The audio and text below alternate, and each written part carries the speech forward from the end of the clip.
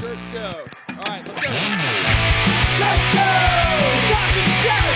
Shirt Show! Talking shirt! Shirt Show! Talking shirt! Shirt Show! Shirt, man! All right, episode 31 of Shirt Show. We're talking with Jonathan from Success Print Shop in Texas. Let's go! There it is. Great. Oh, They look should at have made the that. freaking sticks. I'm so It's sorry, fine, man. You guys are Dude, freaking- hey. No, you guys are busy. No, we're not. It's fucking Sunday. Yeah. You know what I was doing haven't done- before I was here? I was sitting in my bed in my fucking underwear eating old, cold Chick-fil-A sandwich watching Three Kings on HBO. That's what I was doing. See, I want that live. I need that live. I wasn't doing Dang, anything. you guys are like celebrities now. How many shows have y'all done? This is our 953rd episode. Yeah. One more than Damn. Joe Rogan, I think it is. I'm so honored. You guys are gonna get like a booth at like ISS coming up, probably, right? Hey, we had you on twice. Yeah. You were the I know. first. I'm so You- special. Yeah. Why You're is the that? first return, first return guest, right? And first guest we ever had. Dang. First guest we ever It's gonna had. be hard. It's gonna be hard to First- follow up. First guest of 2020. This is First gonna be guest. it. This is the last episode ever. This is the finale. Shut up. All No right. way.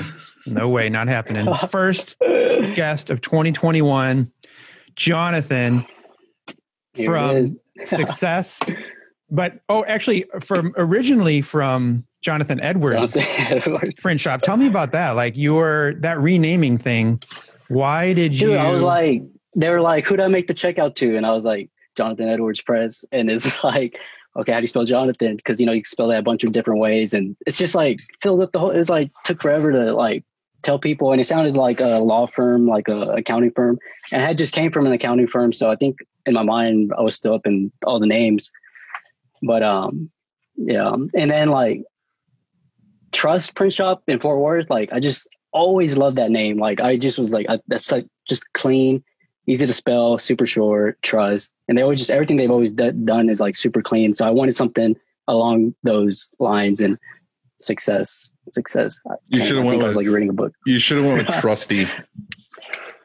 Yeah, I know. I thought about ripping it off 100 times. Just add a Y and call it good.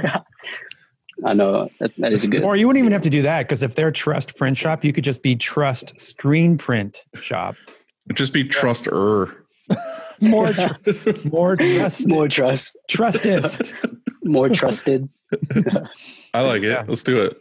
Because that brings up so many people struggle with what they're going to call their shop, It did. Yeah, it takes a while to figure out. That's a good thing to talk about too, because I had the same thing. Like I went through a bunch of different, like, what am I going to call it? What am I going to call it? But being from upstate New York, it was kind of more of a, people only call it that and not in our area. So for me, it was just kind of like, oh, that's what I want to call it.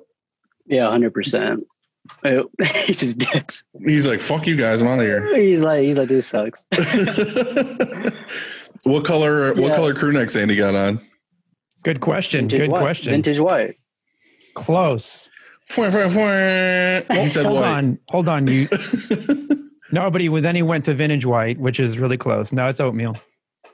Okay. You were closer than Dylan. He said popcorn, I think, was his first. Then milk. You guys, y'all don't know. You guys like freaking like crack me up. I'll be driving and like, oh dang, I'll be laughing at everything. You guys are so funny, and I don't know if you guys are getting the credit that y'all deserve. Like, I'll be laughing. a who's lot. funnier?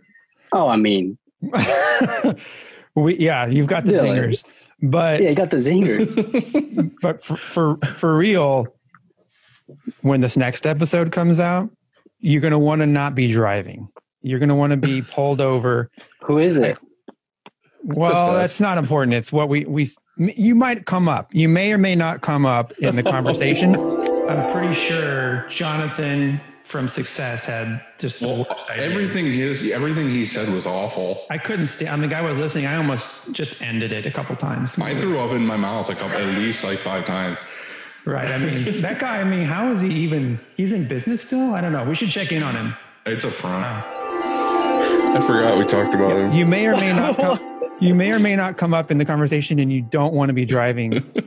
You want to be, so just make sure you're in some safe place. Oh man! But yeah, that's the only time I get to listen anymore. But hold on, don't skip it. We want to know how you came up with Shirt Kong. No, I wasn't skipping it. I was talking about the name still, but I'm not saying how I came up with Shirt Kong. Why? Yeah. He already did. I already did. I've said that. This is old. He's like, I just wanted something with a shirt in it. And I heard it. I forgot though. And then I went on. Yeah, because it was fucking that important. We went on a safari when I was a little kid. I went on a safari. My family did, and I got lost in the jungle. And I was raised by King Kong. King Kong. And so I came back. I Makes got found, and but for real, I think naming your company is really, really tough. I like Success, and it was like way better and way more important, than because I've seen companies' names and I'm like, oh no. Sometimes I see them and they're wrong. They're like a negative name. You know what I mean? Yeah. And I don't know. It's really important because I'm not going to dial up. Like or maybe some customers will, but me personally, I'm not calling a place that's, like with a terrible name. I'm just not. Yeah. I mean, ultimately, I think it was important, but obviously it's important. But I remember also thinking think about how many names of bands or just other companies that are trash names, not even good names, but are great companies still. I mean, like Google or whatever. So it's important, but I didn't want to spend too much time on it. Yeah, I think I spent a while on it. And then you what the worst is when you come up with a cool name and then it's taken or the website's taken or whatever. You just can't use it. And so it sucks. This is where Chad has to put that clip in from Forrest Gump where she goes, "Seat's taken." Dude, Chad, do y'all pay him good? Cause he deserves it too. Chips. We give him chips. Oh, okay. Well, that's good. Sandwiches. Chips and tea. Yeah. Bagel bites. All those pre-game Friday things are so funny too. So he does a good job. The best part about the pre-games is just that we have no idea what he's gonna do. It's literally just me and Andy bullshitting for 15 minutes before somebody comes on, and then he fucking chops it up and makes Andy red and all the zoom in super close. Makes Dylan funnier. He might. I don't know. It's just natural. So what's going on? Hey, what's going on, man? What's going on in your life right now? Freaking slammed always. I never freaking got the break I wanted. Usually December we're chilling, and I was looking forward to that, and it's just been nonstop. I think last 2 weeks with Christmas and New Year just been the most break I've had since July. Ever since July, just been slamming, which is good, but it's also been it's definitely been our biggest year, business wise, but it's definitely been my most stressful. It was and it was never it's always, every time I've been stressed, it's just growing pains. It's just I'm overwhelmed with work or emails or something. So I need to hire so bad for an email person because I'm dealing with all that right now. And it's just, I'm always behind with customers. I feel like we've talked about that a few times. I know. Found anybody yet? I still never found nobody. It's because I went straight into the last time I hired somebody right. So our busy season is in August, through October, or one of our busy seasons. And I hired somebody right before that, and she dipped on me inside of 2 weeks. She left. She found a real job that she had already applied for. So she went for that. Hold on. Hold on. Did she no call, no show, or did she hey, no, listen, I applied somewhere else? She was First of all, when you said real job, what's that about? Because I mean, mine was a part-time and maybe not paying as high, and then hers was a part of more career. I didn't get into the details with her. She was gonna go, and so I was okay, that's fine, whatever. But anyway, what I'm getting to is I went into the busy season. I thought I was going to have her. And then I remember even talking to my dad, I was I'm not going to have time to train nobody now. It's the business. I was we're about to be slammed. I got to just ride this one out. And then after busy season, I'll hire somebody. And that's kind of where I'm at right now. So we'll see though. That's smart. I mean, you don't want to it's really difficult to try and juggle being busy with training somebody, and they probably would end up slowing you down. So we're kind of the same way. We're not going to hire. It's just, there comes a point in the year it's just too late, Yeah. Smart exactly. move. That's exactly what it was. But I saw that you posted on Instagram I don't know, it was a few weeks back, maybe a month back, about hiring. And I don't know if you saw, but Graphic Disorder, Brant, he posted something too that sort of like went viral. Did you see that? No. What did he post? He posted like a wanted picture for like hiring a new press operator, but it was just like he went. Oh, I think I know what you're talking about. Is it like a huge thing of text? And yeah. Yeah. Well, I did actually see that. Yeah, and not just visually did it go viral, but it was like he offered $50K and then $10,000 signing bonus, all this stuff. Yeah, like I jumped in the comments or just to see what everybody was saying, and yeah. Well, I talked to him. Crazy. I talked to him about it when I saw it, and I was like, "Hey, dude, thanks for trying to steal all my employees away." And but the funny thing is like he was straight up about it. Like when I was talking to him about it, it's true. Like he's sick of dealing with people who are shitty employees or want to mess around. He's like, I figured by posting this that I need to get somebody I can actually rely on to do the right work. And if I can't get somebody for this cost, I might as well close my doors because like, I mean, it's rough when like early on, one of my first guy that I hired, I don't know, like he would always call out like all the time. Like it was like a weekly thing. And like, I would like kind of put up with it. But it's crazy because you like tell your customers a certain thing because you got the guy who's going to come print it, because you rely on them and then they dip. So it's rough when they're gone. This year specifically, like that's one I have like questions for you on like just managing employees is like, I've never done that before and it's crazy. We're not good at it. Yeah, I know. I mean, I don't know that, but like, I mean, it's a struggle for any shop. I think I've told everybody I've ever talked to about business. They always ask like, about business. And I'm like, literally the hardest thing about this whole endeavor for me is employees and like the people factor of like, people have lives, like shit's going on that's not here. You know what I mean? Like you can go buy a piece of equipment and it runs like you want it to. And then you hire somebody and it's like last night they might have fought with their boyfriend or girlfriend or didn't sleep well or got sick or fucking, you never know what's going on in their life. Yeah. And it's like, it affects their mood all day long. Yeah. You know what I think one of the hardest or the craziest thing about starting a print shop or maybe just a small business in general is that I started this to print t-shirts and just to like, that was fun. Okay. Printing shirts. And I think at some point it changes and it turns into maybe just after a few employees, it changes to you still print shirts. And that's still a thing you do on a daily basis, but maybe not as much. And all of a sudden you start managing people.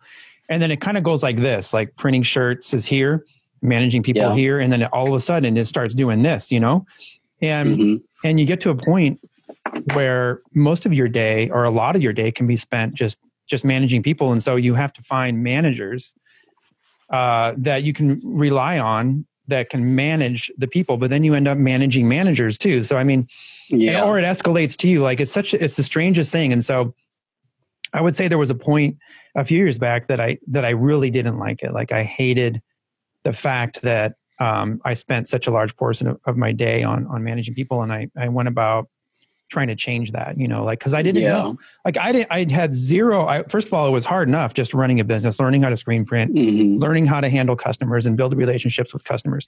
Now, all of a sudden you have to manage people, which is pretty much the hardest part, like Dylan just said. And I had to learn that. And that's not something I could learn in a month or watching a YouTube video or anything like that. Like I had to mess up a bunch of times. I had, and go through a whole lot of just experience in years, really. And so, and I still like to this day, I still try to figure it out, I still make mistakes. I remember I called you a couple like years ago and I was like, what's your day to day? I was just curious, like, what's your day to day look like? And we talked about it and ultimately I started crying when I no, you're just like, honestly, it's just like coaching all day long. It's like coaching your employees all day long. And anyway, this year I got like a glimpse of that for sure. It's just like, so like specifically though, I wanted to ask y'all, do y'all like, or is just the way it is? Like, do you have to, like me, like I'm having to like lay everything out for every single employee. I got like 3 now. Every single employee, like every day, like here's the thing to work on today. And it's like a to-do list and they all do that. Cause that's like a hassle in its like own thing, just keeping them all busy. Like, or like, how can I get it to where they just know, like, these are the priority jobs today? You know what I mean? Like, I guess I need to do a better job of scheduling stuff or something. I don't know. But there's always like, I'm always just like, you're going to work on this stuff today and you're going to work on this stuff today for each one. Are they still in training, these three? No. I feel like you could do two different things. You could do either like what Andy does, where you just have like a morning meeting and be like, this is what we got to do today. And this is the priority and this is whatever. Or it's just like, and we were actually talking about this the other day because I have to hire like 2 or 3 more people this year, to where I just need to lay out a clear, like a hire form that says like for that position, like every position should have like, this is what's expected of you kind of thing. Yeah. Just like a clear focus on what their actual job and duties are. Yeah. So, I mean, you could do that. You could just be like, you know, this person's doing this. This is what I'm expecting from you every day. And then have them like, you know, sign it when they're hired to say, so they know. So if it ever comes up, if it's ever an issue where you have to argue with them about it, you can be like, here, like when you were hired, this is, you sign the bottom of this. It says like your duties, this, like you can't argue with me on it now. Like it says here, this is what you are going to do. I think it's a great point. I have 2 things about that. One is an employee handbook. That's very important. And it's given to a new hire on day 1. And by the end of that first week, I need it signed. There's like a tear off. There's the final page in that book that they sign, tear off, and I put it in their file, because then they know all of the rules, like the general rules anyway of just working here, you know, just general rules. That's not their specific job though. Right. Like at 3:00, you have to bow to Andy, no matter what you're doing. Like that kind of stuff. Maybe that's why I have the hard time managing people. I should probably. There's like a horn that goes off in the shop and everybody's like, oh, gets down. Gets on their knees. For real though, I have 2 other things with that. One is that I give, so on a new hire, there's a job proposal, and within that job proposal, it's, you know, specific about their job duties. And so it'll say, you know, hey, whatever their name is, it'll say what position they're starting, and those duties, and I'll list out, like there's bullet points. Maybe, is that a beer? Yeah, it's my purple beer. Maybe it's a seltzer. Maybe like 6, 8, 10, something like that. Job, you know, duties. Then I put in compensation so that we understand like the terms we're agreeing on. So there's no, you said you were going to pay me this or that or whatever. Because I always have in there's always a compensation adjustment after training's done. So that's motivation to get trained. You know, there's a compensation adjustment, and then the benefit package, something like that. I think that's it. And so I think that's a really good idea. I don't know, maybe you did that already, something similar or not. I'm not sure. Like, no. So that makes sense, everything you're saying, but like I'm talking about like on a day to day, like they just look at like Monday, or they look at your Google Sheets, or they or your. Do you not like have like the same ish kind of stuff you're doing every single day?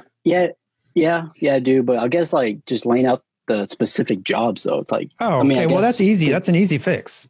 Is that just like letting them know every day these are the jobs though? Who's the production manager? Is it you? It's definitely going to be me. Yeah. Why do you say definitely? Because like I just know the jobs I need to get that should get done first.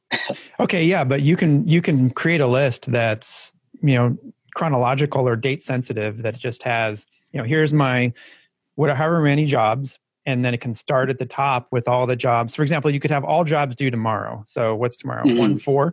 So it has a job and it has how many shirts, and it'll say this is due 1/4, and then 1/4 all the way down 1/5, 1/6, 1/7, 1/8. You can just list it like that, and you can create that list on a daily basis.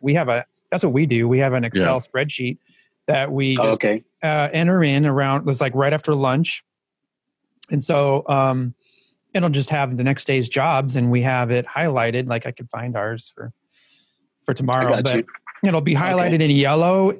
We have 3 colors: red, blue, yellow. And red is like this is hot. It's due now, you know, today or past due. And then yellow is the next day, and blue is the next day. And so so in other words, you could create that list. So that's something that you can do. For sure. And then you can hand it on a clipboard to one of these 3 people, one of your 3 somebody from your team anyway, that's you think's capable, like of understanding is there somebody there that has a sense of urgency, that understands, like, I mean, then pick that person. Yeah. And say, here, and this is what you're responsible for. Run the lineup. You know what I mean? Pick this job next. And I'm guarantee you that when they have that responsibility and they take that on, they'll feel empowered. First of all, like, hey, I'm running production. That'll take that off of you, so they're not coming in. Hey, Jonathan, what job's next? You're helping a customer. You're on the phone. You're on the fax machine. You're on. You're trying to get my internet to work. Right, trying to get that internet to work. You're having a nap, whatever. Well, I got you. You don't have to do that anymore. That person, I guarantee you, one of those three, they'll actually take that role and run with it. Yeah. I'm definitely sleeping on all that. Like I'll like spoon feed them all day. Like, what's the next thing? And it's like always, just getting tapped on my shoulder all day. But so it's like one person like running press and one person like folding or doing shipping or receiving. Exactly. I got like that.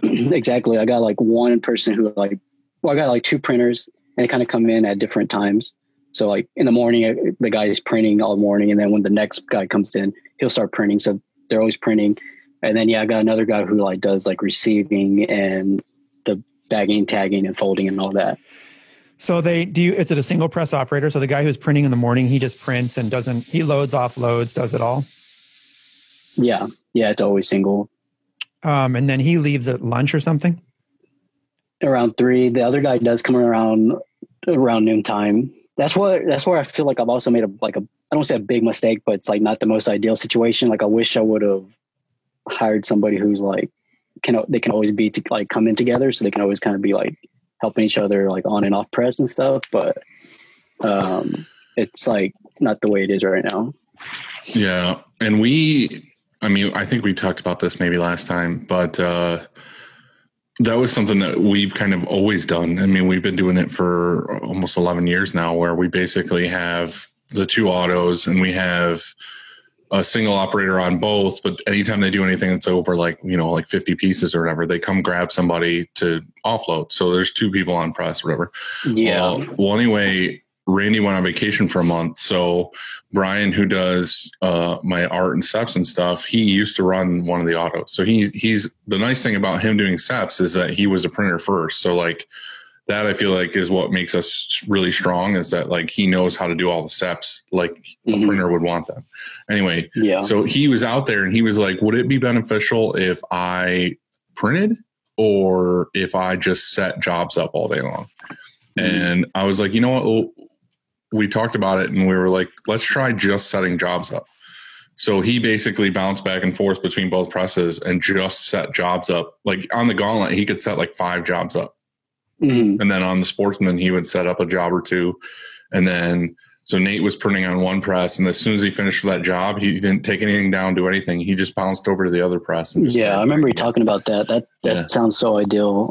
So that was something that we were like, okay, well, let's do this as a test run for like a week or two and see like how many more jobs we could actually get out a day versus the way we've done it forever. So basically right now, if Nate's on one press and Randy's on another press, they print a job, he takes it down, he cleans off his squeegees and flood bars, puts it away, sets up the next job, and then starts printing. And it's like, we kind of figured in these past couple of weeks, like it's going to be way more beneficial for me to hire somebody who just does that, like press assistant on both presses, just jumps back and forth to be like, okay, well, now that job's done, I'll start taking down screens while you go grab this. And it's just like one other set of hands to just on press to be like, let's just knock this out and get the next job set up so we can just get, we could probably get out like 3-4 more jobs a day per press for having another set of hands. So if you had that other guy there and 2 guys on press, they'd probably get so many more jobs done a day instead of like one half the day, the second half of the day. I know what you should do. You need to outbid Brant. So I would put out an ad tomorrow that says 51,000 a year and 11,000 signing bonus. Boom. And then, you're good. You're set. See how it goes. Yeah. Why does that other guy have to come in so much later in the day? He's in school. So, I mean, I guess right now with no school, like it's fine, but yeah, he's a college student. Okay. So, that makes sense. Yeah.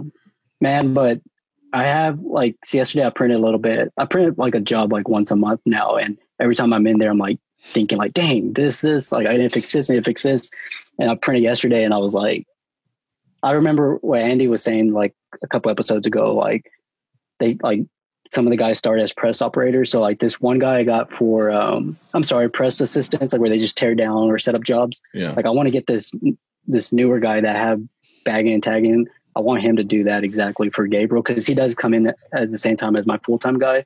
So I think I'm going to try to get that going, but we'll see. He didn't want to hear what you had to say. He's like, Classic Andy. He just ignores us. I get it. Yeah. So anything else new this year, though? Did you implement any new software, equipment, anything like that? Equipment. I don't know about equipment, software. No, well, I did start finally to because all the guys have iPads. I finally downloaded Slack for them so I could just tell them what to do for the day. But I'll probably, I don't know, we'll see how that goes. I did just a couple weeks ago get my second shipping container. I'm so happy about it because I was texting Andy the other day, it's so awesome that when you want to expand, all you have to do is buy another shipping container. Yeah. How does that work? Where do you even find them? There's places around. I was thinking about buying 2 of them. Dude, I mean, it's good size. I mean, it's decent. Literally, size. It sucks how narrow it is. Literally, because of you, I thought about expanding the shipping and receiving area with shipping containers. I was like, you know what? Yeah. It would probably be cheaper. I wasn't necessarily looking at it because it was cheaper, but I was like, it probably wouldn't be that bad to just build up a dirt foundation and then just weld 2 shipping containers to each other and then just cut a door and call that the I mean, how much is a shipping container? It's $2,000. Yeah. The one I got, it's it depends what size. 40 foot. This 40 foot is $3,000. But it's used. I think newer, they're more expensive. But yeah, I was telling Andy, we've been reclaiming screens since day one outside, under a tarp. So it's hot, it's cold, it's the worst. So I finally got that fixed. So this new shipping container is going to be the new screen room. Didn't Chessie from Squeegee Ink, isn't that where she does it outside too? She said she does it in the alley. Yeah, and I think it's you have a better climate though. I mean, I know you say it's cold, but what's cold to you? 60? No. I mean, it got pretty cold these past few weeks, but no, it's 75. He was out there, right? Yeah. And then I also want to make space for a CTS, and if I wanted one right now, or if I could afford one right now, I would have zero place to put it. So it needed to happen a long time ago. So it's finally happening because this whole this container and then the metal building, we're only working out of 900 square feet. So it's you mean total? Super tight total. Wow. And we're doing a lot of business. So it's we're always walking between each other, and it sucks. So anyway, but there's nothing wrong with that though. If you can make that work, then make that work. It's less you have to heat. It's less you have to worry about. 100%. No, I'm proud of it for sure. But having this new container, just walking in there the other day, it's it's going to be so much nicer. Right now I'm in this corner of this shipping container, and I think until I get a CTS, I'm going to use that new container as a part of my own office finally. So I'm excited. Right. So walk me through you getting a container. What does that entail? You buy one from the company, they deliver it on a truck, and then you level it? Yeah. So it's exactly that. It's there's a local company. I mean, they're still they're actually an hour away from me because I'm kind of far from town. But yeah, I just bought it, and then they delivered it on a truck. It's not I remember the first time they came out, I was for this one, I was expecting I don't know, an 18-wheeler or something, but it's just a big dually truck, and they backed it up and they put exactly where I wanted it. And yeah, it's just a metal box. So for this one, me and my dad went all out and framed it up, insulated it, electrical, all that. But this new one, we already put the electrical all in it, and now we're just going to spray foam it. It's just going to be a dark room, so it's doesn't need to look too pretty. Right. but yeah, I mean, and then leveling it like with just a jack, like, you know, one side, because the property we're on is pretty slanted, so we're just gonna level one side really. Yeah, so this one's like almost already done because it's just we ran electrical. They just need to spray foam it. I'm just gonna put up some walls. What's the floor? Like, it's like wood, but it's like.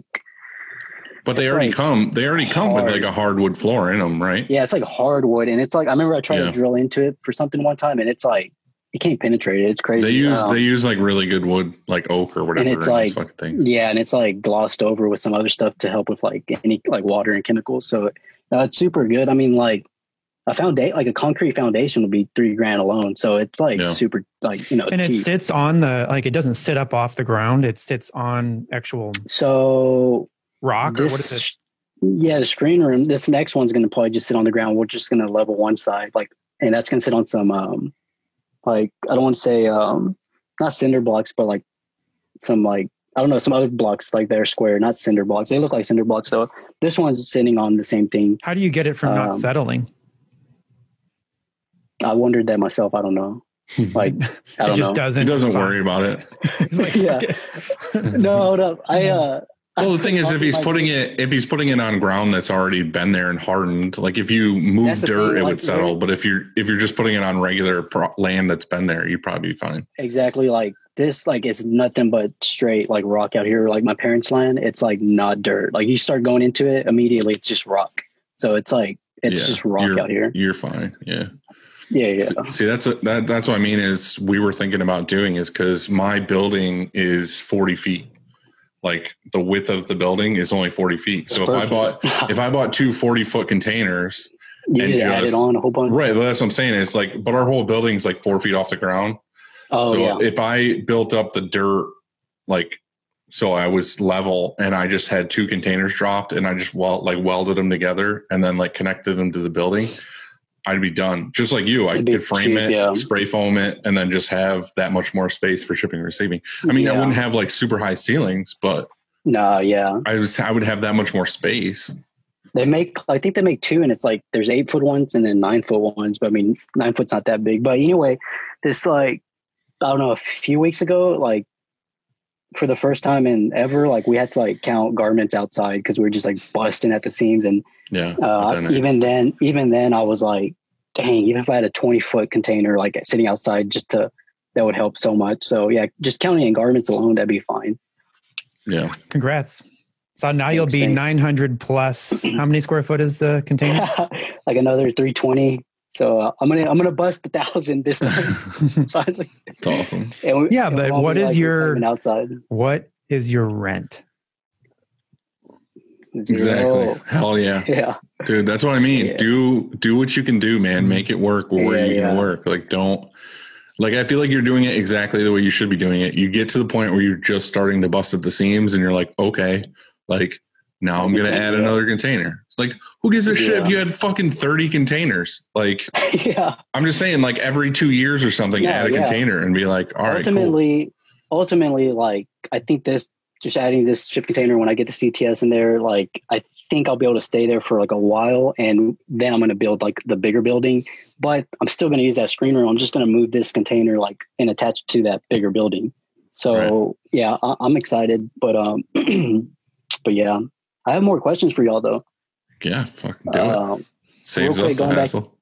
Real quick, going back to employees, like so I mean, I'm going to be like training people for the next, forever. I mean, you guys are still, but like, screen printing is freaking hard. There's so many things you got to like cover. And my other printer, there's been so many, like he's had so many goof ups, like on so many misprints. And I don't know if a bit of it's bad luck or what, but my question is like, how do y'all like discipline them? Or do you just keep giving them like, just saying like, just fix it next time, fix it next time, fix it next time. Cause it freaking, I hit him in the back of the cast with a cane. Yeah, we use tasers. So shot collar.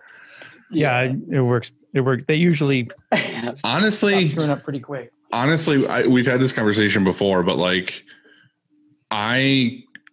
don't obviously like when shit gets fucked up, like in the beginning, like when you're trying to hire somebody, say it's like the first like 6 months to 8 months. Or I don't like when they mess something up, but I don't look at it negatively. I don't look at it as like, oh man, this fucking sucks, because the thing is they're trying to, they don't want you to be disappointed. You know what I mean? It's like the dad thing. It's like they're like, oh, he's going to hate me, or I'm going to get yelled at or fired or whatever. Like they immediately feel that guilt of like, I fucked this up.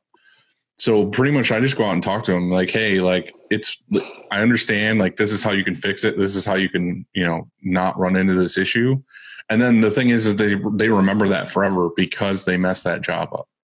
Yeah. You know what I mean? Like they learned the hard way. Yeah. I'm the same. Like if I just went up to them and I was like, don't do this, don't do this, don't do this, don't do this. Yeah. It's like going to go in one ear and out the other. But like, if you let them make that mistake, like.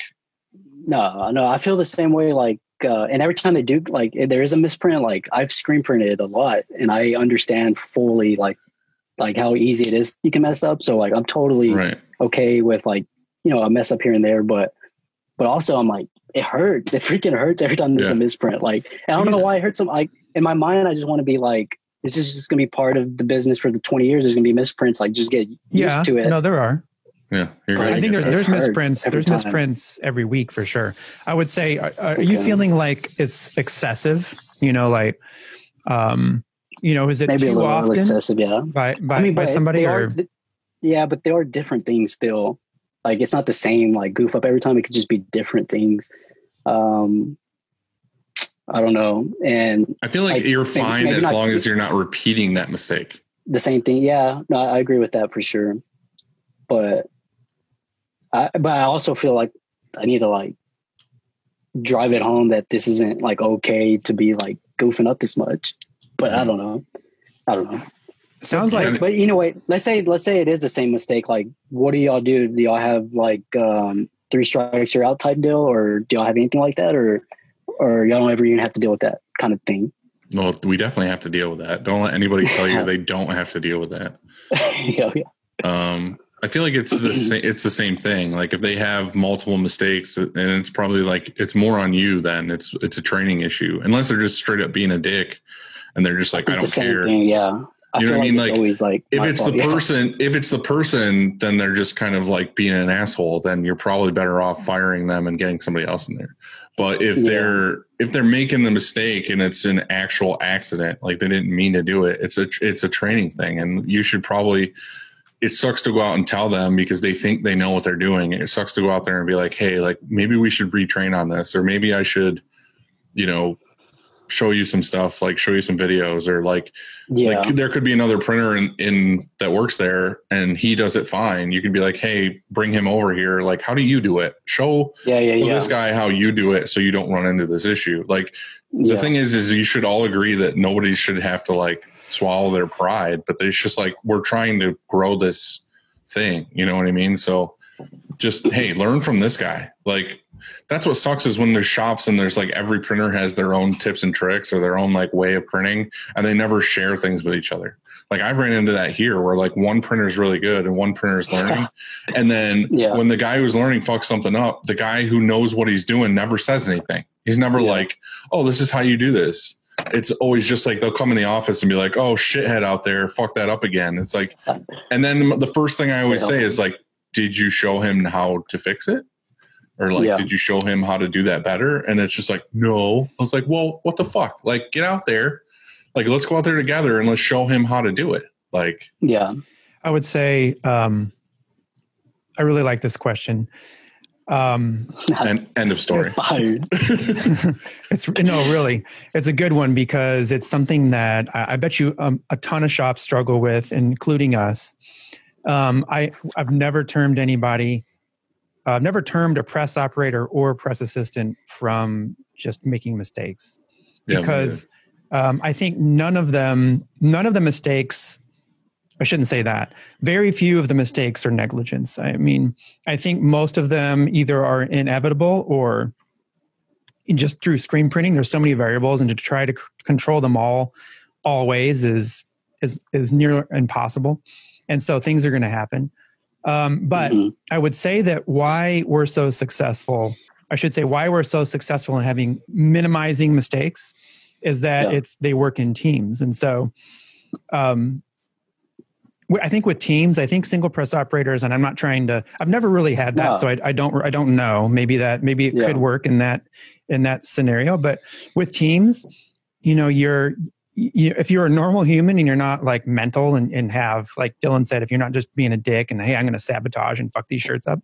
But if you're just a normal human being and you're working within a team, you want to do good, you know, when you're working, you don't want to let your team down. And if you do let your team down, your team lets you know, not just, not every time or anything, but if you're repeating a mistake, pretty soon your quality control at the end of the dryer or your press assistant or whoever it is going to say, hey, like last time we messed this up, let's not do it again. Or like Dylan said, somebody messes up, they could say, hey, let's change the off contact, or let's change our flash time, or let's change the pallet tape, or whatever it is, whatever it is. That's kind of like always been my role here. And I kind of try to, and again, like, let's be honest, like, it's not perfect. It's never perfect. You're always working on it. There's always bullshit everybody has to deal with. And every shop, no matter how good they are, they have to deal with the same bullshit. So don't let anybody tell you like we have the fucking best flawless prints all the time, because it's not true. So it's the same thing like out there. Like I try to tell these guys, like, I know they get in the mode, like they look at the schedule for the day. They're like, I want to get this stuff done. I want to do this. And it's hard for them to get into the mode of like, always stopping. Like if something starts happening that probably shouldn't be happening, like just stop, like completely stop the press. If you don't know how to fix it, grab somebody, or let's like brainstorm it and we'll figure it out together. Like just stop doing what you're doing. Don't get frustrated. We'll figure it out. And then we'll go back to printing. I feel like so many times they're just like, I can fix this on the fly, or it's okay, or it's passable. It's like, don't do that. Just stop. Let's 100% fix this and print the whole job. Like I'd rather do it all perfectly than to do like half-ass the whole thing. So like Andy was saying, like that he has two guys on press, like the printer could be loading and focusing on what he's got to do or how many shirts he's trying to load or whatever. The other guy's looking at it as like, oh, red's low, or there's a pinhole here, or, oh, maybe you should raise the off contact on this, or maybe a little more squeegee angle on this, because he sees the shirt every time it comes to unload. Like he's looking at it like, oh, hey, this doesn't look exactly right. Stop the press. Let's figure it out. But if it's single guy, he's just like trying to get the job done. He might not look at things or see things as easily because he doesn't have as much time. So, I know there's a lot of people that run single press operators, but I will debate. I would love to have a discussion about running in teams, because so a lot of people, I think their mindset is, look, I don't want to pay another person to be at that press. It's going to cost. So you're telling me I have to run a press assistant, and that's going to be this much more dollars an hour, and so, fuck that. I don't want to do that.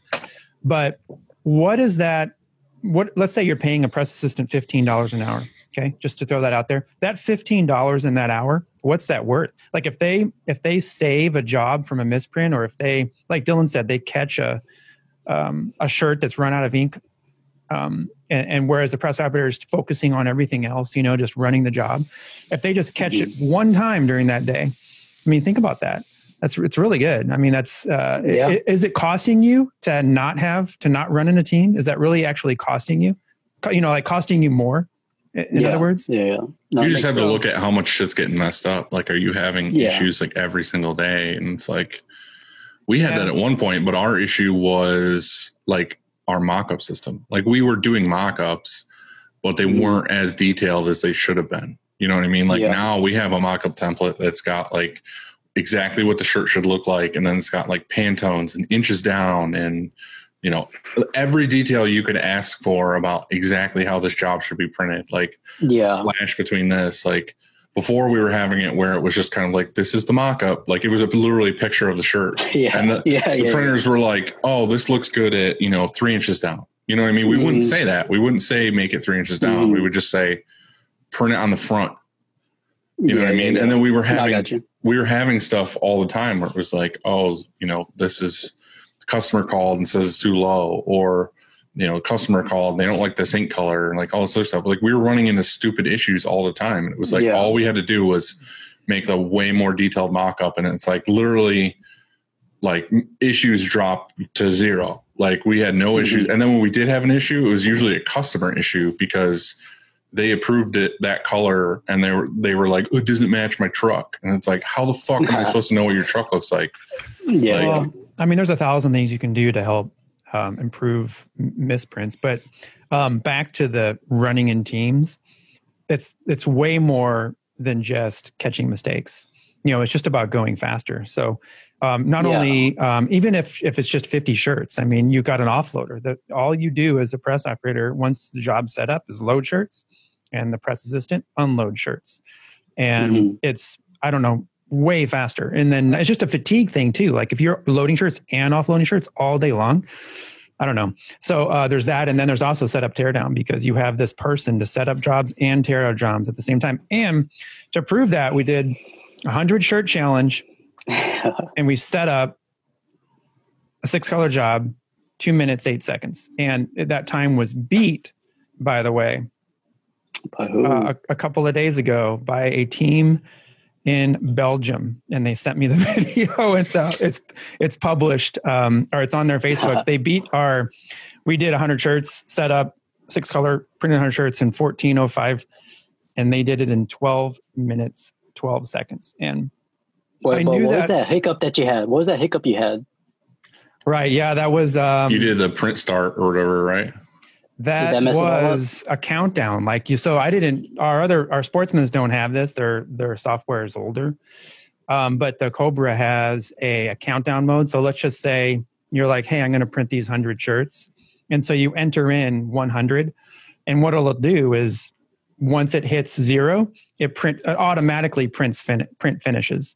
And so it just stops printing as it goes around. Well, I was playing with that earlier. I was like, well, that's kind of cool. It'll count. I didn't know it automatically print finish. I just thought it counted down for me. So it'd be perfect. Like, we're going to print these 100 shirts. It'll count down to 0, and I'll kind of be able to have a visual on the print run screen of like how many shirts I have left. Because you look at the cart, you're like, how many shirts I have? I don't know, 20, 30? You just take a guess. Well, this tells you. So it'll go 100, it'll count down to 0, right? I was like, well, that's really cool. And we were messing around, and then I got off. I just forgot about that. And I had already printed some. And so like some other order earlier. And so all of a sudden when we started the timer, we were already down to like 15 shirts or something like that. And so it just print finished on me. I was like, what's going on? I had no idea. I just stood there like, and I started crying. That's a cool feature though.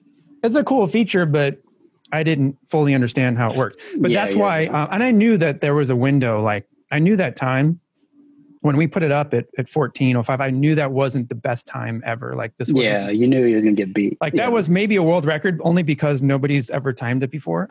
Yeah, but the first one. And I figured like if somebody does try to beat it and don't, well, they probably wouldn't say.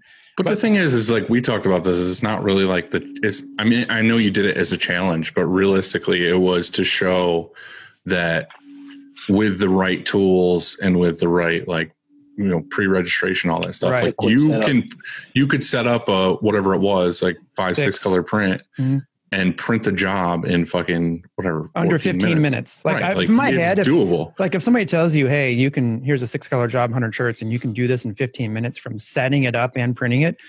I think a lot of people don't even realize that. And that's why printing in teams, and they had they ran with the M&R Sportsman, and they used the Tri-Sync just like we did, and they did it in 12 minutes 12 seconds, and so that's like I guess that's the world record, and I still think it's beatable. I think a lot of teams with that system, with the registration system, they're going to be in the 10 to 12.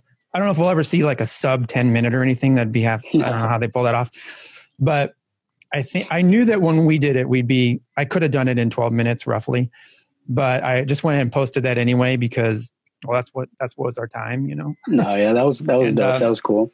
But it was really cool to see somebody else actually try it and see where they came in. And my point is that we were able to do so many more jobs. Like we went to a press. I guess we've always been a press team, but we are a press team because that's the only way to get everything done. There's otherwise, if it was a single press operator, I guess we'd have to have 4 presses or something. But for the longest time, we just had 2 presses. And the only way to get through our orders for that day were to run in teams. And they all know their rules, and they work like so well together. Like once you've worked with somebody, you kind of just know what you're, what you're going to do next, awesome. And so it works out really well. So really consider that. I would like, if you want to hire somebody and you're bringing somebody in, it sounds like you need a full-time printer, not part-time morning, part-time afternoon. Yeah. You could bring somebody in, right? This would work perfectly. So if your next hire was just this full-time printer from whenever you open to whenever you close, and then he had this press assistant person that came in from the mornings until noon, and then this other guy who came in at noon until close or whatever. I mean, that's perfect. Then you have this press team, and you have a person that's actually running full time.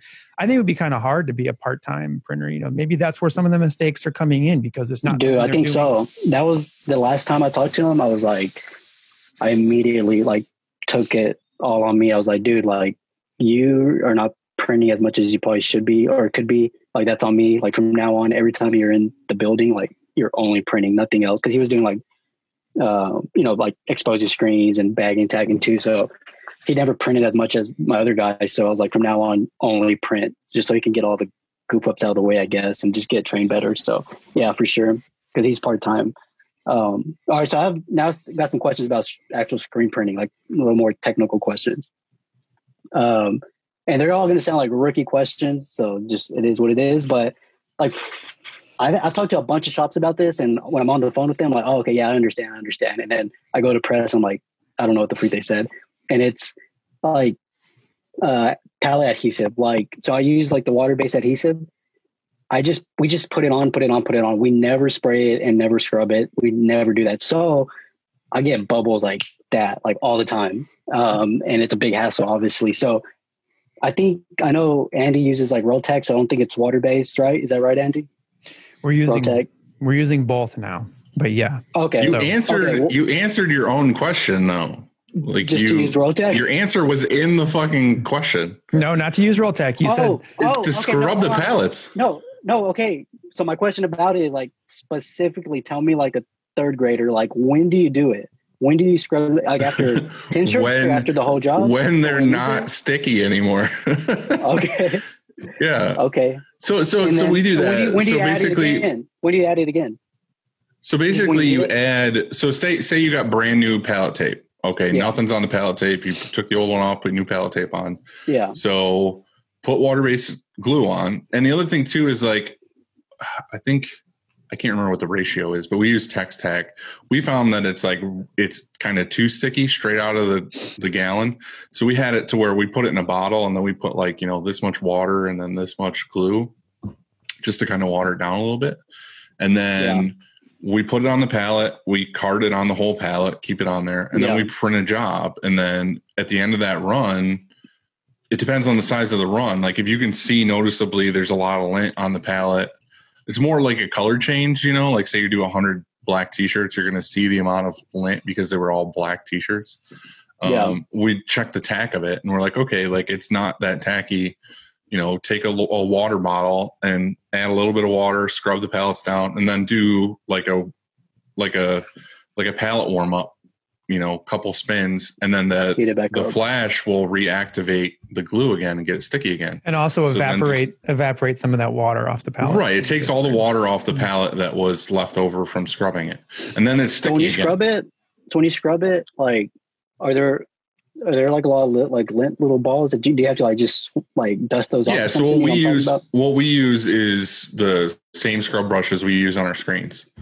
Yeah, so we'll just scrub it. It's not like you have to fucking go hard on it, but you just scrub it to get all the lint off. And then we just take the edge of the scrub brush, tilt it on its side, and just if there's any lint balls or whatever, just wipe them off. But the thing is, as it's spinning, say it takes 4 spins to heat them up and get it tacky again. If you see a lint ball or something weird, just swat it off. And then, whatever.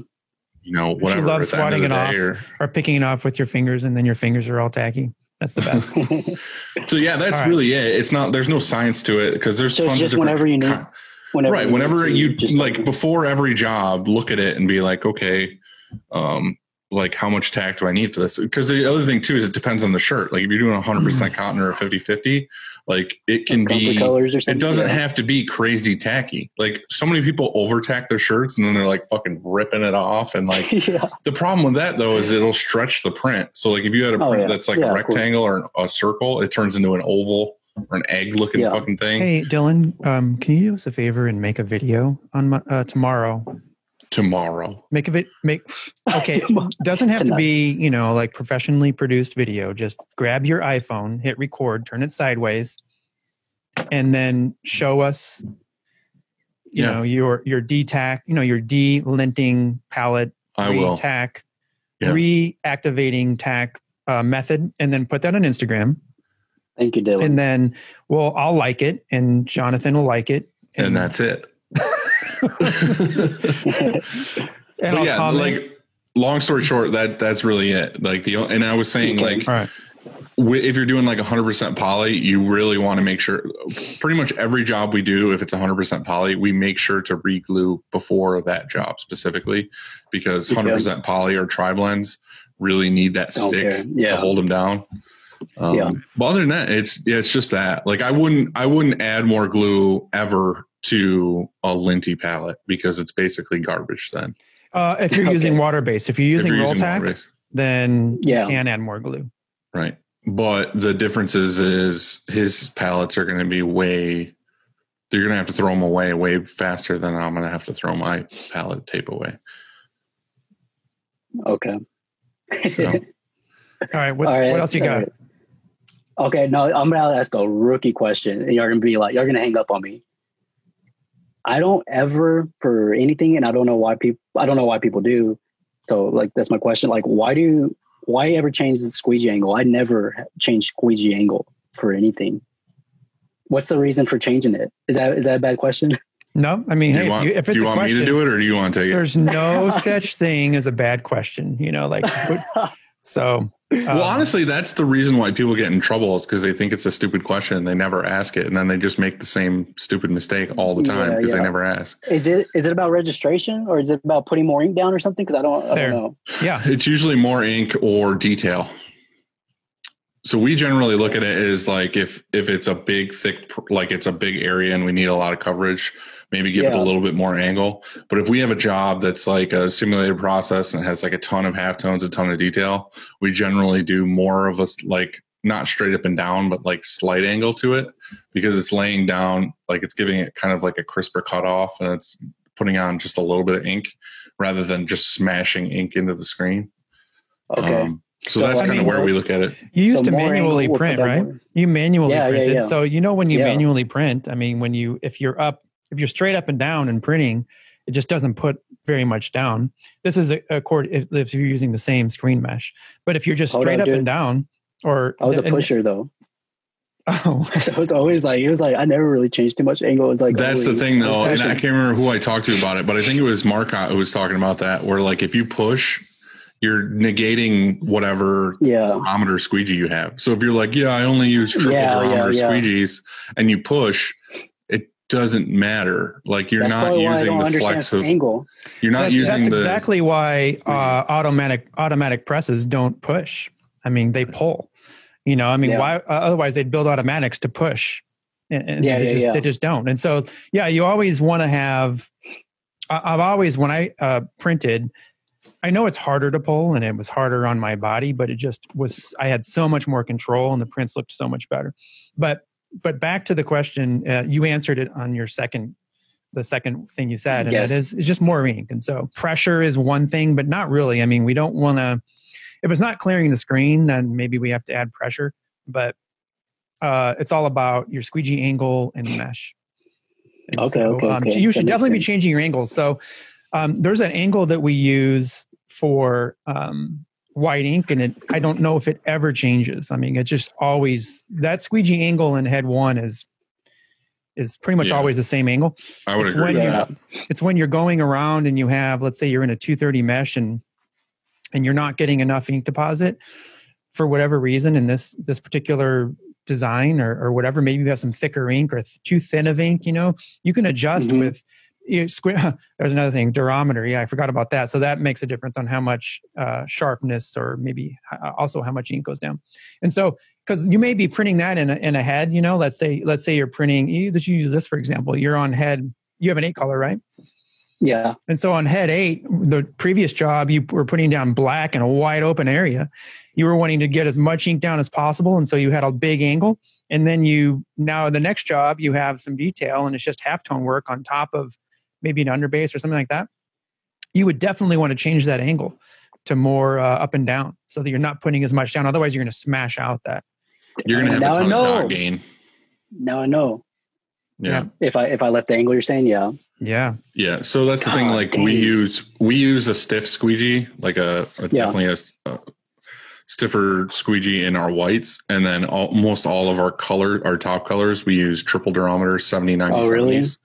I got it backwards. I got freaking all 70s, all 70s on the colors, and then a triple on the white. I probably need to switch it. Yeah, and the other part of that too is just sharpness of the squeegee. Like you technically want to be able to feel your fingerprint on the edge of the squeegee. So if you can't, and it's rounded off, it's time to sharpen it or change your squeegee blade. So there's two ways that people do it. You buy a squeegee sharpener, which a lot of people will have one, swear by it. They're like, oh, I fucking sharpen them every other day or whatever. I don't want to do that, and I wasn't really into that. Pretty much what I did is I just buy a new squeegee every X amount of time. So if I just say, okay, every 3 months, I'm going to change out every blade and just go. I'm just going to use a new blade every 3 months. So I've wondered about that beat a lot. or stretched or warped or sometimes they swell with chemical you put on them or whatever. It's just I feel like squeegee is cheap enough where it's just like every 3 months I'll just buy a couple rolls, cut it, put it in. And that was the big thing that I did recently, was just got a quick clamp from M&R. Oh, I saw that. So now I just, I can just pop all the squeegees in fast. Before you were like getting out a wrench, like a 9/16 or whatever, and like loosening them, making sure you get it perfectly flat and then tighten it back up. It's like with a quick clamp, it's just like, every 3 months, like I said, just cut new squeegee, pop them in, put it on press, and then you always have sharp squeegees. Yeah. I wonder. It really depends on. We ever talked to Andy about how often he does his squeegees? Well, we can't talk to Andy because apparently during this podcast he just fucking has diarrhea or something. So did he open the back door or something? I have no idea where he is. He's just like ripping ass. Yeah, he's just like, oh, I gotta go to the bathroom. It's probably all that coffee he's drinking. He wanted to drink coffee to impress you. Andy, you drink coffee? Was that a ghost shit? You didn't have to wipe? You got that lucky? Uh-oh. You drink coffee or what? You drinking coffee? I am, yeah. What kind? I've got, I don't want to say. It's just coffee. I'm not going to be brand specific.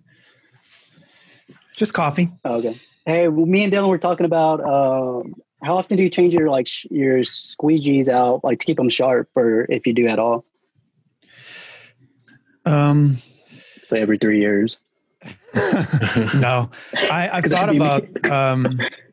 So it depends, because we have a certain squeegee for our white. So we use a 62, 90, 62. Is that what you use or something? I said that we use a stiff squeegee on whites and then triple. Yeah, so we use colors. So we use a certain squeegee for our white, and our white, and that squeegee gets abused. Like it is used all fucking day, like so many thousands of prints. And so as far as replacing those, it's going to be sooner than the others, And so here's the thing. We just replaced a whole bunch, and we were like, because we couldn't keep track, because we replaced some. Yeah, and then like, hey, it was just kind of, hey, is this is feeling like it's dull, or it's feeling like, because we don't have a sharpener, or it's feeling like it's just a flex is no good anymore. And so we had no idea by unless we're printing, and during printing it wasn't working right. So we decided to Sharpie on the side that's up in the squeegee holder. We Sharpied the date when we installed it, like when we put it into service, I guess. As we just started doing that, so that we can actually, and it's really easy for us because we have the quick clamp. What's it called? Quick clamp. We can peek in there just really fast. If we had to wrench it off, maybe that wouldn't be as ideal, but at least we can check and say, and to see, you know, like when that was put in, but it still doesn't really because you don't know how many times like you don't know the true, you don't know if you just ran like a 10,000 piece order, not that we have a lot of those, but we every once in a while, or if you just happen to grab one that has just been used, you know, got way more prints on it. And so I don't know, it's still, that's what I said, like no matter what the squeegee is, I would just say like every 3 months I just replace every single one and then go right back to it. You know, do it. I come in on a Saturday or something and just fucking. I mean, push them all. Changing it out at all is good because, like, I've never changed mine out, so I need to do that. I mean, I've only had. It's been a while. I need to change mine for sure. Have you thought about my next question ever, Dylan? No, I don't want one. I just don't have the desire to. It's for me. It's the same thing as like Newman's. It's like, do I take the time to like constantly check them and tweak them and everything else? It's like squeegees, like. They're focused on trying to get jobs out there. I'm not, they're not, I don't want to be like, hey, sharpen your squeegee after every job or fucking, you know, every 2 weeks. I don't, I just. So you got to you rotate the tires, just pull them out, flip them, put them back in. You have a take a squeegee out, throw it away, put a new squeegee in. Okay, sure. Go for it. He's like, I mean, I know it's probably not the best for the environment to constantly be throwing rubber in the garbage, but, I don't know. Like I said, it's just actual workflow. It's easier for me, the owner, to go out there and just change out all the squeegee blades and let them keep printing. So that, I hope that answered your question. I know you asked angles and we talked about squeegees for.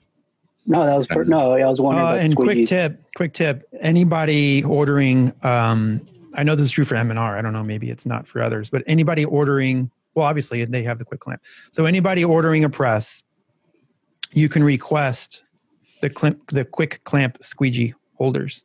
You know, you don't have to get, So, and you know, they can ship the press with the bolt ones or whatever. I found that out the hard way. I found that out the hard way. No, really. I got the gauntlet and I ordered the quick clamp. And the gauntlet came with the old squeegee holders. Dang. So I had to return all those and then they shipped me quick blades. But if you when you're ordering a press, if you're just like, hey, and that's another thing too, I found out that you can kind of twist your sales rep a little bit and be like, I want winged flood bars for all my flood bars. That's just like when you buy a new car. When you go to buy the car, you never leave the dealership without all season floor mats.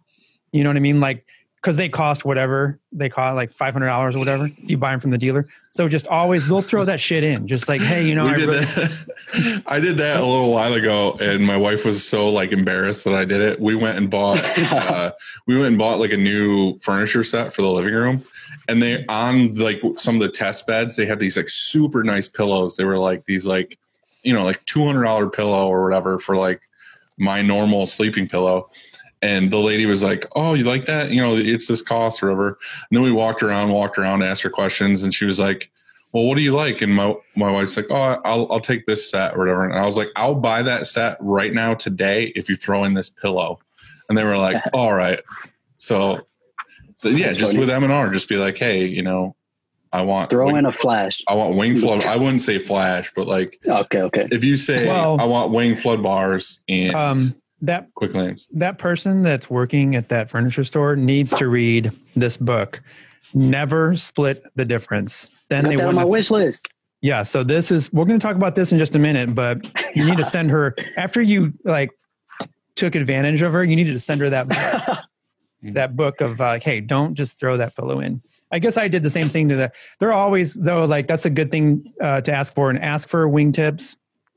They're harder to clean, but man, they're really great after I call it 100 shirts to have them. And then I'll be right back. I got a tip. And the other one was the quick clamp, because if you're ever going to invest in the quick clamp, the time to do it is when you order a brand new press, because you can instantly have, if it's a 10 color press, they're going to send you 10 squeegee holders, and might as well start there and then order up yourself a quick clamp, because it is just night and day, so much better. Yeah, for sure. My next question was about, and I know on this podcast we've talked about screens like so much. So yeah, well, you're asking the right guy because Dylan, he doesn't really. Okay, good. Okay, good. Well, real quick with Frank, like if you send Frank or can you send Frank like your old screens and he'll like give you some kind of exchange for his screens if you wanted to do that? Or why do you want to exchange? You don't want your same frames back? No, I want to be with his frames if they're so good. Like versus like I don't even know where mine came from. No. So okay. As far as restretches, yeah, he has another question going and he's asking the right person for this one. So you can just sit tight.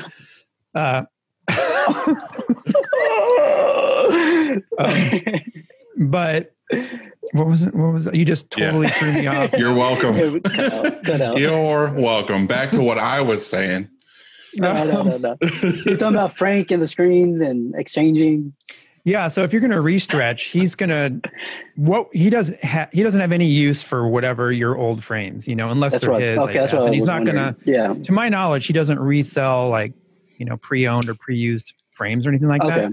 So what he does, and maybe the frames you have are the same thickness, the same wall thickness. I don't know.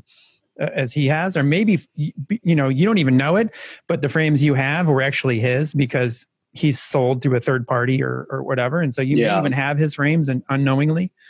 But I would say that when we restretch with Frank, I put them on a pallet and I send them to him. And I'm listening. This is boring to Dylan because he doesn't do this. And so it's boring to him. He just throws his, just like his squeegees, he just throws his fucking screens in the dumpster. Let the man talk. And so, yeah, I would send, so whatever frames you have, if you think they're good, like they're good enough, unless they're lousy, I don't know that maybe, you do more than me, but just, ship them up to him and he restretches and boom, there you go. Okay. Yeah. I was wondering. All right. What do you got to show Dylan? All right, I have two squeegee related tips that I found out. Well, one we've been doing for a really long time, but the other I found out. So my buddy from Lancaster Print House, I don't know if you guys follow him or not.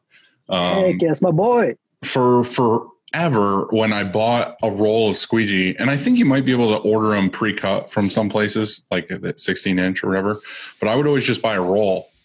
Well, I would always just take like a razor knife and I would like mark it with a marker and I would sit there and I would cut, like 5 or 6 times to get the squeegee to cut. Well, he showed me this fucking multi-cut 3-in-1 cutter tool that like has a flat edge on one side and then the razor knife on the other side. And it cuts squeegee blade like perfectly, like butter, like exactly flat where you want it. No like jagged marks, no whatever. And if you want to cut off the tips to the corner too, to like round it off, you can do it easy with this. Just one snip, takes it right off. Can you demo it for us? I don't have any squeegee blade, but I will. Tomorrow, can you make a video? Exactly. Thank you. I can. Yeah, I'm just going to fill everything full of videos. And then the second tip is this is a bigger squeegee that I have. But if you're using a manual squeegee, or I guess you could use it on auto, but I would never use it on the auto, is because I've been doing a bunch of manual printing the other day. I thought about it.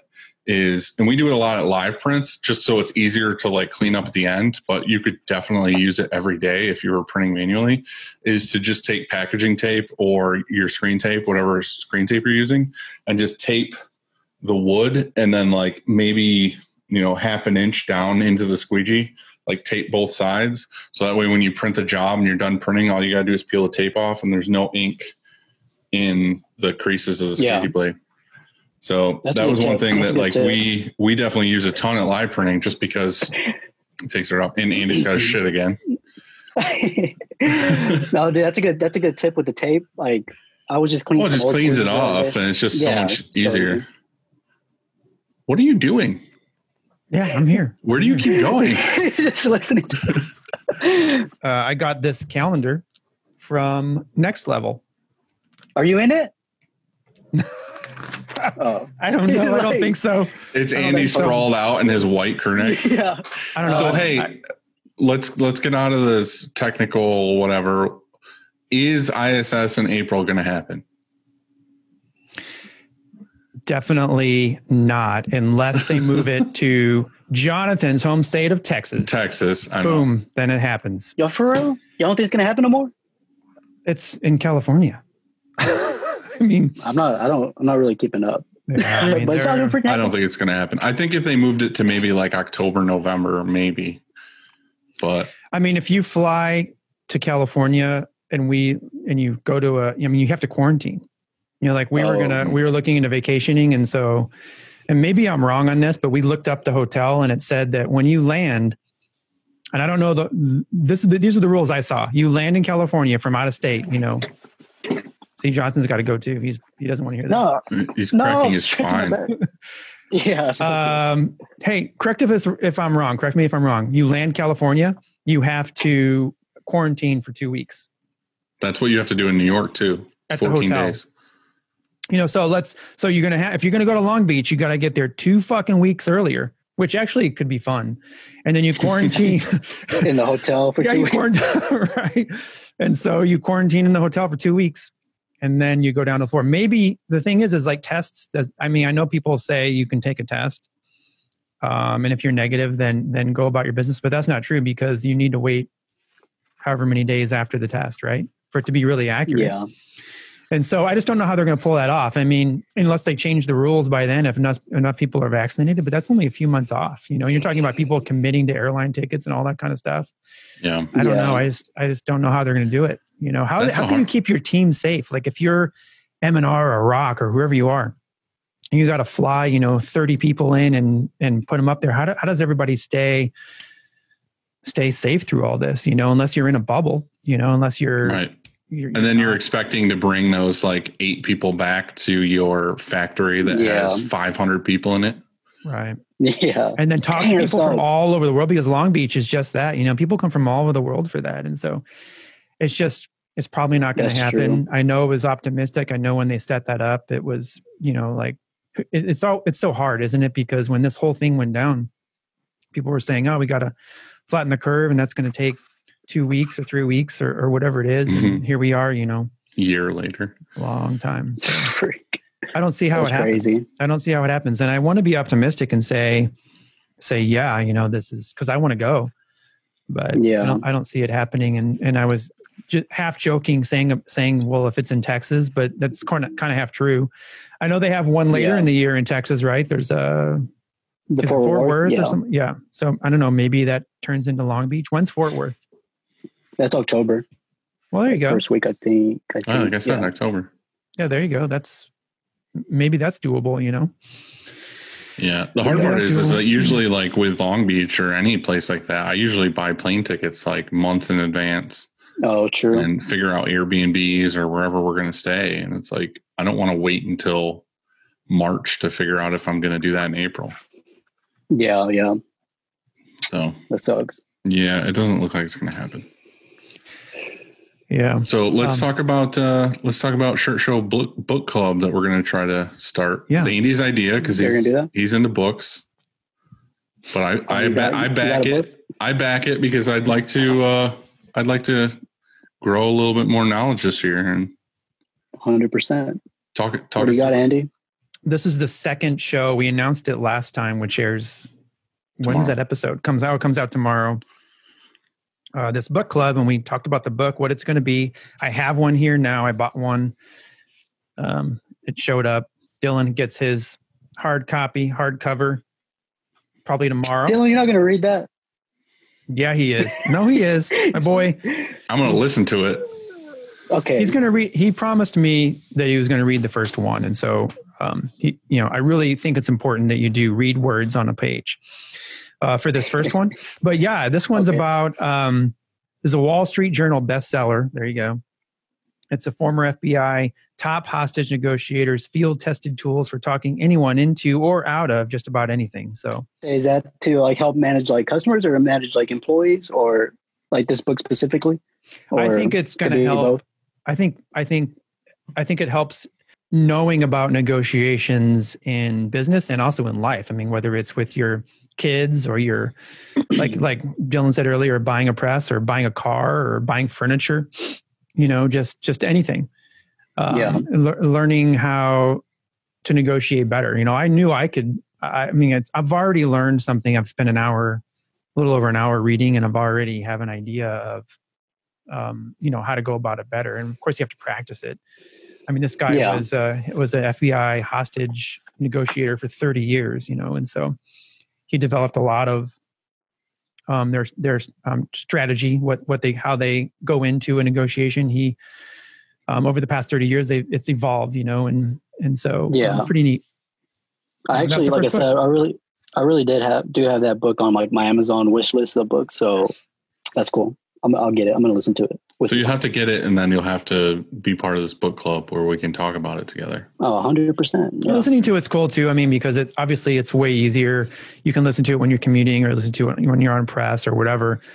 But I thought this first one, I don't know, I'd buy it and read it, by the fire. Yeah. No pants. Oh, yeah. So it'll be fun to discuss too. So we're going to try and do one a month, see how it goes. Yeah.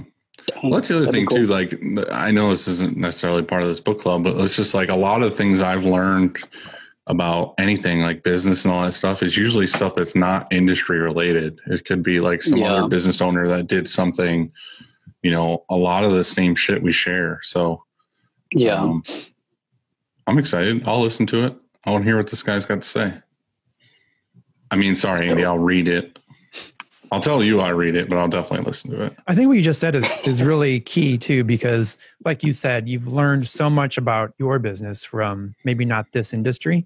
And I do the same thing. Whenever I'm somewhere and at a different place, if it's Target or wherever I'm at, and I see something that I think that they do right, well, then I remember that, I'll say, oh, I really like how they do that. Or if I see something that they do wrong, I'll remember that. Or if an employee, wherever I'm out, if somebody or an associate, they treat me really well. I'm like, wow, how do they, that's awesome. The way they handled that situation. And so, Chick-fil-A, Chick-fil-A all day. Chick-fil-A all day. Yeah. They do dominate, but, so I've been eating Chick-fil-A over the past like 3 days and there's not even one close to me.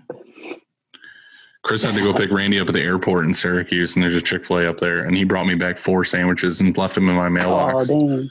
That's awesome. So I've been eating a sandwich a day for the past couple of days. So 2020 is over, 2021. Hey, happy 2021. Happy New Year. Happy New Year's. I thought this is something we did last episode, and I really liked it. So one thing that you did right last year. Give us one thing. What did I do right? Mm-hmm. Oh, I know what. Oh, two things. 2 big things. Okay. I love how that hit him. It's also going to be like a rookie thing. Like, oh, you barely did that kind of thing, but it's all good. So barely back in August, like I barely signed up for UPS, like daily pickups, which I know everybody probably does that already, but like before I literally would drive like packages to people's homes, like, and do personal deliveries every day, all the time.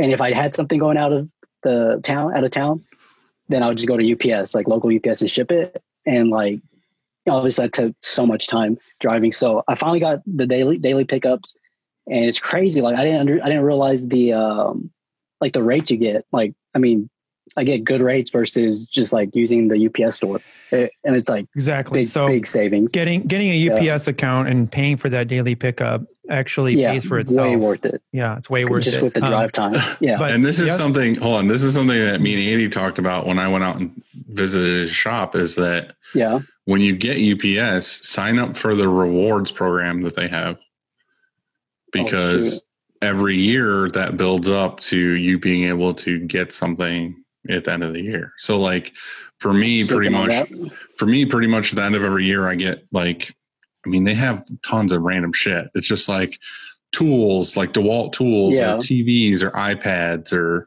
iMacs or whatever, depending on how many points you get. That's awesome. So this year I got like, I don't know, it was like a 47-inch 4K TV. Last year I got like an iPad Pro. Year before I didn't know that. Like that. Yeah, and it's all just awesome. Like with your points. Like it doesn't cost you anything. You just be like, oh, I have 15,000 points. That thing's 14,000, and they just mail it to you. So that's crazy. I didn't know that. So yeah, I was going to say two things. One, driving to the UPS store is like, that is something you did right, because that's a complete 100% waste of time. So it's a good thing you did that. But one thing I would say is beneficial is those personal deliveries. I mean, there's so much you can do that you could take advantage of, like actually delivering. Let's say you had to deliver that a couple cases or a few boxes of shirts to a school, and in your face, you are in there and you're dropping those off, or whatever. It's a business and you're dropping those off. You can you're building a relationship, or you have the opportunity 100% to build a relationship. They're like, wow, like, fuck, Jonathan just personally delivered these. And he's so handsome. And here he is, like, dropping those shirts off. Handsome. You make their day, that's how I kept my business. And I got pickups, and they're going to see me. It's going to go straight down. And so I do personal delivery still. It just depends on the customer or like the order. But Dylan actually loses business when he does that. When he shows up there, like, I show up like an ogre, and I'm like, "Hey, here's your boxes." throws it on their counter. Then I bend over in the van to get something, and my ass crack hangs out, and they're just like, "Oh my god, stop delivering these." But for real, you get to, hand them, like, maybe there's maybe you deliver to a coach or whatever, and some other coaches happens to just be there, from a different team or whatever it is. And they're like, hey, and they see that you're bringing these boxes, just give, they probably ask for a card, or if not, they'll ask that coach, and to see you just drop that off, and they're going to go to you next time. With your Success branded boxes. Yeah. With that name and that Success, and boom. Oh yeah. So I don't know, like those personal deliveries, I should do more. Every once in a while I do it, or maybe somebody from here does it, Yeah. But I think there's something to be said about them. That's not so bad. Driving to the UPS store, no, thumbs down. Like we have a customer that's a brewery that's actually like a really big brewery that's near us. And I always make sure I deliver their boxes, because it's just part of it. You know what I mean? They could go anywhere. They could go to any print shop, but me specifically bringing them all their orders directly to their door, it could be a Saturday. Like, I'll just still drive them there because they need them for that weekend or whatever. Like, it's stuff like that. It makes the difference for them. It makes that connection 100%. Too. Like, they know they're going to see me. I'm going to walk in. I'm going to high five them. They're going to offer me a beer, whatever. It's that connection versus the, hey, you just paid me online and it'll show up UPS. Like, yeah, I know you have to do that with 99% of the orders, but when you can deliver. So you did two things right last year, which is we got one of them. What's the other thing you did right? The other thing is going to take, like, I just did it like a couple of weeks ago, and it take effect next year. And like, I don't know, my brother-in-law was telling me, he's like, hey, like, what do you pay for like electricity, like at my shop? And I was like telling him, and he was like telling me about a website that just, like, I forget what it's called.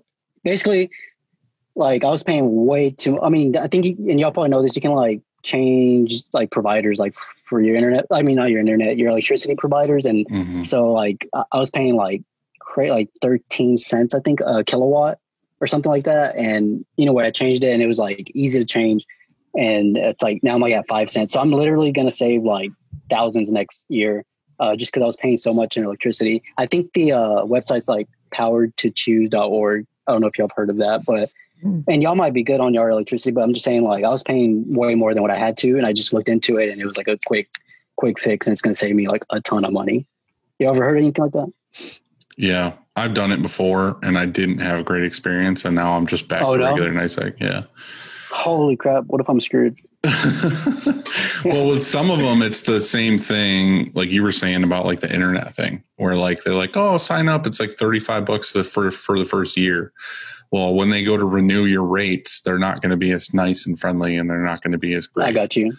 Yeah. So I would just keep an eye on it. Yeah, for sure. That was my only problem, is that after the period where they told me it was going to be whatever it was, it went way higher, and way higher. Yeah. And then you have to pay. The problem then for me is that then I had to pay two people versus one person, because before I was just paying NYSEG, which is New York State Electric and Gas. Okay. And then I was paying NYSEG and like whatever energy butterflies or whatever the fuck they were called. Yeah. And then it just got annoying to pay two people, and I don't know like I said, if you can pay attention to it and see your bill and pay it, make sure you're doing it. Yeah, you're probably good. Just check it after a while and see what their rates. The one I got's come is like locked in for like 3 years. So we'll see after that what we're looking like. Probably then you just find another person, I would think. I don't know. We'll see though. Yeah. I'm actually looking into getting solar here because where I live, they're putting in a lot of solar farms. So I'm going to see if I can get connected to a solar farm instead of what I'm doing. Want to hear a sad story? Always from you. We have 6 meters here. I get 6 power bills. So, and here's why. So the way this building was set up and the way we've expanded. So we had this first unit we built out, had the option of consolidating. And so we just had 1 meter. And then we took over this next section and that added 2 meters because just the way the power came in and how much power we needed. It would have cost more money to consolidate than just to leave them, the way they were. Yeah. And just pay those meter fees. And then we expanded that second time, and it was already kind of set up and built out, so we just took it over and they already had their meter. And so this last time we expanded, we had to add 2 panels and additional meters. And so I was like, before we finalized, I'm like, look, is there any way to consolidate these? Because it's crazy because I'm going to have these more, this many more bills. And the guy, the contractor was like, no way, man, it would cost so much more money. We'd have to basically pull all this new wire and da-da-da. That's crazy. And so I was like, okay, I know what I'm going to do. I'm going to call Ameren. Ours is called Ameren. I'm going to call them and I did. I'm going to plead my case. Like, look, I've got, this is crazy. I've got 6 meters. You charge me this fee every month just to have a meter. They don't give a shit. They want you to keep those meters. Like there's a meter charge and then there's the kilowatt usage charge, right? So I'm like, you've got to be able to not just charge me one time, even though you have these meters, but charge me for all the kilowatts. Cool, I understand. And so I pleaded with them. She's like, nope, we can't do that. And it's not because we're Ameren and we don't give a shit. It was because it's a law, like it's the state or maybe federal law that they have to have a meter charge per meter. And maybe there was bullshit and they made that up. But you know how they have those fees, like state, federal fees and all the kind of fees for power. So it was just a law. If you have a meter, there's a charge and there's no way around it. So yeah. Dang, that's crazy. 6 meters. So I get 6 bills and I guess it's the same. Yeah, it'd be the same total except for those additional meter charges. We actually have something similar. Well, we only have 1 meter here, but because the building is split up into technically I could have 3 rentals. Instead of getting 3 meters and doing that same whole thing, I bought these boxes. They got 2 diode things on them that go on each electrical panel for each rental space. So I can just walk over there on January 1st and look at what the kilowatt hour is. And then at the end of the month, go over and look at what it is. And then I charge them on their rent bill what their kilowatt hour, what their electric is, instead of having 3 meters and doing that whole thing. Oh, yeah, like a separate meter to bill them. You're saying right. It's just a thing that shows me what power they're using off of my main power. So that sense. I can charge them the electric bill instead of having 3 meters on the building. So it was $500 for me to get this thing that shows me what they're using, or spend $4,000 to get a mass put on, a meter, the whole thing per whatever. Mm-hmm. So I just tell them, I say, hey, that you use this much, it's going to be $150 on your bill or whatever. So. Well, that's good. After I read this book, maybe I can call Ameren back and negotiate. Yeah, maybe that'd be amazing. Awesome. Maybe somehow I can save some money. We'll see. Otherwise, this book's trash. Fuck it.